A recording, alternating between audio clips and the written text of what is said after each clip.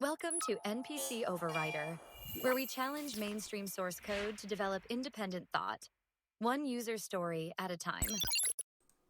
Of all the hours American kids spend sitting in elementary, middle, high school, and college classrooms, we don't learn a whole lot about the basics of adulting. At least I didn't. In fact, they dropped the ball on fundamentals like teaching us how to create and maintain a budget, maybe how to do taxes, how mortgages work, what's the difference between buying and leasing, the basics of economics. They also failed to teach us that college isn't for everyone. Throughout adulthood so far, I can't tell you I've had much of a need to recall the Pythagorean theorem, or the internal anatomy of frogs, or how to conjugate German verbs. But maybe most importantly, they failed to teach us the importance of physical education. For me, PE, which would have been late 1990s, consisted of little more than a short game of basketball, or maybe some casual weightlifting, although nobody was forcing us to do any reps, or maybe a leisurely stroll around the track. And nothing quite got the blood circulating like sitting around the gym while the teacher read us the history of basketball off a Xerox sheet. PE was just a filler subject, everybody knew that. It wasn't good for a whole lot, at least until sophomore year when it became driver's ed. But that wasn't always the case. Early American schools focused on military-type drills to prepare young boys for service, an idea adopted from European schools. Years later, educators like John Dewey pushed for a more sports and recreational approach in the late 19th and early 20th century. But after World War II, technology rapidly advanced for everyday Americans, generally making us lazier. Eventually, people didn't have to work as hard to put food on the table. Everybody had their own car, and people started the popular American pastime of sitting in front of the TV with a microwave dinner. When a 1956 study showed American kids were falling short in physical fitness compared to the European kids, President Eisenhower had enough. So he created the President's Council on Physical Fitness and Nutrition to address the problem. When John F. Kennedy took over in 1963, he continued the mission and helped revolutionize American physical education, and thousands of schools began pumping out Olympic athletes, especially compared to modern students. And it's all covered in the award-winning documentary, The Motivation Factor, where I pulled much of the info for today's video. Today, we're going to talk about a time when public schools took PE seriously, how we've been reprogrammed to think school isn't the place for fitness and health, and what's going to happen if we don't turn this thing around. Let's log in. After serving in World War II, then going to college, Stan Laprati later started as a PE teacher at the La Sierra High School in Carmichael, California. He was also a member of the President's Council on Sports, Fitness, and Nutrition. Inspired by Kennedy's push for fitness, the Army vet felt the call of duty once again, this time to whip the American youth into shape. Calling on what he learned in the service, he developed a rigorous regimen of calisthenics, combatives, obstacle courses, sports, and a lot more. He called it the La Sierra system, and after the first semester, everyone left for summer break with a six-pack. A physical education program that has attracted nationwide attention has students at La Sierra High School in Carmichael, California, swinging high in health standards. The school developed this project as a challenge to prove that an intensive physical education program could raise the standards of fitness among high school youngsters. There's plenty of proof that the project is successful. The youth are divided into 3 regular groups, plus a postgraduate elite. And to move from one class to another, they have to pass stiff tests.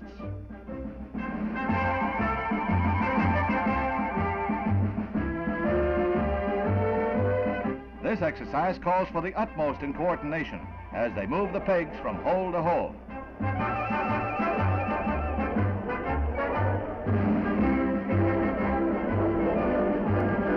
Other schools throughout the nation have studied this program and have discovered that it's not all work. The students wind up sliding into better shape.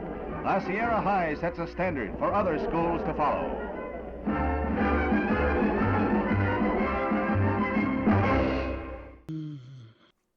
But it wasn't just about building muscle. The program taught discipline, motivation, and perseverance. And it worked. Some 4,000 American schools adopted the system nationwide, and alumni interviewed for the Motivation Factor reported excellent health and successful careers. Part of why La Sierra was so successful is you didn't have to try out. You just went to PE class. And all the students started at the ground level, represented by white shorts. When ready, they could test to the next level, which was red, then blue. Then, if they could make peak stud status, they'd earn the esteemed navy blue shorts. Some of the photos you'll see show gold and maybe purple shorts. I'm guessing they had different variations of the program depending on the school. But either way, students performed really well overall. Over 90% of students advanced from white to red in the first year, and 60% eventually made the blue team. Of course, navy blue was only achieved by a select few. But it's also interesting to note that only 1 to 2% of participants never escalated from white to red. Still, even the worst performing kids would have been way better off than non-La Sierra kids, and they would have enjoyed a much healthier lifestyle in several major ways. Community. The La Sierra system built strong bonds between teachers and students who worked together, regardless of the color of their trunks. When low-performing kids struggled, advanced students and instructors helped them improve, which instilled teamwork and trust. Coach Laprati even offered an evening fitness program for parents, teachers, and staff. I guess he wasn't paid extra, and he probably didn't even ask for extra money either. As parents and teachers regularly met, they knew who was who and what was going on with their kids, instead of scraping social media for intel as one does today. Juvenile delinquency. Staying physically and mentally fit is also a great way to stay out of jail. And who better to ask than the Honorable Dana M. Bradshaw, La Sierra alum, and also earner of the navy blue shorts, by the way, who says most defendants that stumble into his courtroom come from unhealthy homes and schools with little focus on physical health. Also, when Prescott Middle School in Modesto, California adopted the program, teachers reported an 83% drop in disciplinary actions during the introductory semester. Sleep. Active kids sleep better because physical activity increases melatonin production. When kids get enough sleep, they pay more attention in class, lower chances of depression, develop better problem-solving skills, and enhance their ability to process emotions. Memory. Physically active and healthy kids enjoy better short-term and long-term memory. That's because increased physical activity increases blood flow, which means more oxygen to the brain. This is particularly important during adolescence, when the brain is developing synapses and essential neurons that could determine whether one drives slow in the left lane later in life. Health insurance savings. Americans spend the most on healthcare, yet we spend 80% of our money on preventable issues. Today, non-communicable diseases such as heart attacks, strokes, and cancers kill 41 million people a year, equivalent to 74% of global deaths. Hey Greg, it's Tina from customer service. Can you pick up? Hey Tina, we're actually in the middle of a release right now. Can it wait till later? It's just customers are calling in and they're asking when the video's gonna be ready. Well, that's what we're working on right now. Are you thinking an hour, a few hours? I don't know, it depends how many times we're interrupted. Well, what's it about anyway? Well, this one's about the fall of physical education in the public school system. And what's next? I don't know yet. We're gonna have to check the backlog, but it's gonna be something about challenging mainstream social or political ideas, stuff we've all been programmed to believe. Oh, so is it kind of like a Mythbusters for the culture war? Yeah, I guess so. But Tina, like I said, I gotta go. We're in the middle of something right now. If people are calling in, ask them to go to the NPC Overrider channel, hit subscribe, and turn on all notifications. I'll know as soon as the next one comes out. Does that sound good? Sorry about that. To my surprise, while watching The Motivation Factor, someone had mentioned that La Sierra was still in place at Prescott Middle School in Modesto, California. But the film came out in 2017.